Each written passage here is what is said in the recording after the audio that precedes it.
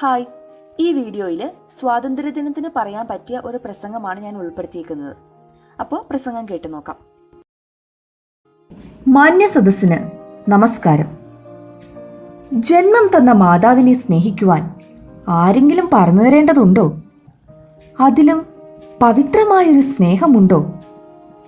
മാതൃസ്നേഹം പോലെ തന്നെ വിശുദ്ധിയുള്ള ഒരു വികാരമാണ് ദേശസ്നേഹവും. മഹാകവി വള്ളത്തോളിന്റെ വാക്കുകളിൽ പറഞ്ഞാൽ, ഭാരതമെന്ന പേർ കേട്ടാൽ അഭിമാനപൂരിതമാകണം അന്തരംഗം, കേരളമെന്നു കേട്ടാലോ തിളയ്ക്കണം ചോര നമുക്കു ഞരമ്പുകളിൽ. ഓരോ പൗരന്റെയും സിരകളിൽ ഓടുന്ന രക്തത്തിൽ അലിഞ്ഞു ചേരേണ്ട ഒരു വികാരമാണ് ദേശസ്നേഹമെന്ന് ഈ വരികൾ നമ്മെ പഠിപ്പിക്കുന്നു. ഇന്ന് ഓഗസ്റ്റ് 15, ഇന്ത്യൻ സ്വാതന്ത്ര്യത്തിന് ഒരു വയസ്സും കൂടി കൂടിയിരിക്കുകയാണല്ലോ. വളരെയധികം പ്രതിസന്ധികളുടെ നടുവിലാണ് നമ്മുടെ ഈ വർഷത്തെ സ്വാതന്ത്ര്യദിനാഘോഷം. ഭാരതത്തിൽ ദേശസ്നേഹത്തിന്റെ സൂര്യജ്വാലകൾ തെളിഞ്ഞു നിന്നിരുന്ന നാളുകളായിരുന്നു സ്വാതന്ത്ര്യ സമരകാലം. ജന്മനാടിനെ അടിമത്തത്തിൽ നിന്ന് മോചിപ്പിക്കുവാൻ മുന്നിട്ടിറങ്ങിയ പടനായകന്മാരുടെ ഒരു നിര തന്നെ ഉണ്ടായി. വേലുത്തമ്പി ദളവയും പഴശ്ശിരാജ മുതൽ രാജാറാം മോഹൻ റോയിയും സുഭാഷ് ചന്ദ്രബോസ് മുതൽ നെഹ്റു, മഹാത്മാഗാന്ധി വരെ എത്രയോ പേർ സ്വന്തം രാജ്യത്തിന്റെ സ്വാതന്ത്ര്യം കാക്കുവാൻ അവർ കണ്ടെത്തിയ വഴികളും ആയുധങ്ങളും വ്യത്യസ്തങ്ങളായിരിക്കാം. എല്ലാ ശ്രമങ്ങളും വിജയം നേടിയില്ലായിരിക്കാം.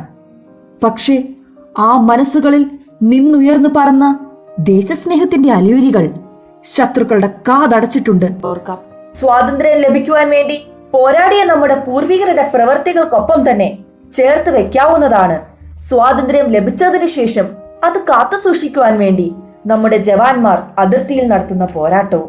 പാരതന്ത്ര്യം മൃതിയേക്കാൾ ഭയാനകം എന്ന് കരുതിക്കൊണ്ട് വിദേശികളായ ശത്രുക്കളോട് വീരോചിതമായി ഏറ്റുമുട്ടി മരിച്ചുവരും. ശത്രുവിന്റെ കൈകൾ കൊണ്ട് മരിക്കുവാൻ ഇഷ്ടമല്ലാതെ സ്വയം മരണം വരിച്ചവരുമായ ധീര ദേശാഭിമാനികളുടെ കഥ ഭാരത ചരിത്രത്തിന്റെ തിളക്കമാർന്ന വഴിത്തിരിവുകളാണ്.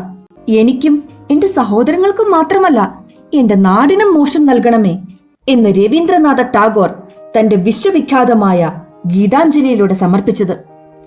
അമേരിക്കൻ പ്രസിഡന്റായിരുന്ന ജോൺ എഫ് കെന്നഡി എപ്പോഴും പറയുമായിരുന്നു, രാഷ്ട്രം നിങ്ങൾക്കു വേണ്ടി എന്തു ചെയ്തു എന്ന് ചിന്തിക്കാതെ നിങ്ങൾ രാഷ്ട്രത്തിനു വേണ്ടി എന്ത് ചെയ്തു എന്ന് ചിന്തിക്കുക. നമ്മുടെ ഓരോരുത്തരുടെയും മനസ്സിൽ ആഴത്തിൽ പതിയേണ്ട ഒരു വസ്തുതയാണിത്. ഡോക്ടർ APJ അബ്ദുൽ കലാം പറഞ്ഞതുപോലെ, സ്വപ്നം കാണുക, സ്വപ്നം കാണുക, സ്വപ്നം കാണുക. സ്വപ്നങ്ങൾ ചിന്തകളായി മാറും, ചിന്തകൾ പ്രവൃത്തിയിലേക്ക് നയിക്കും. ഐശ്വര്യപൂർണമായ നവഭാരതം കെട്ടിയുയർത്തുവാൻ നമ്മൾ ഓരോരുത്തർക്കും സാധിക്കണം.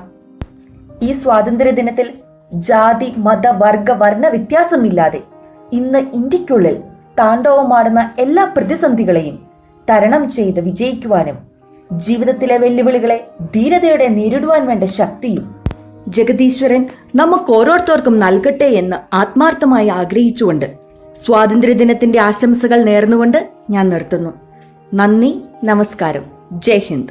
ഈ വീഡിയോ നിങ്ങൾക്ക് ഇഷ്ടപ്പെട്ടാൽ ഒന്ന് ലൈക്ക് ചെയ്യുക. വേറെ ആർക്കെങ്കിലും ഈ വീഡിയോ യൂസ്ഫുൾ ആകും എന്ന് നിങ്ങൾക്ക് അറിയാമെങ്കിൽ അവർക്കും കൂടി ഒന്ന് ഷെയർ ചെയ്ത് കൊടുക്കുക.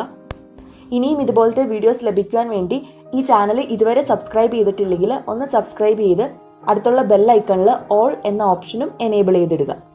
Thank you.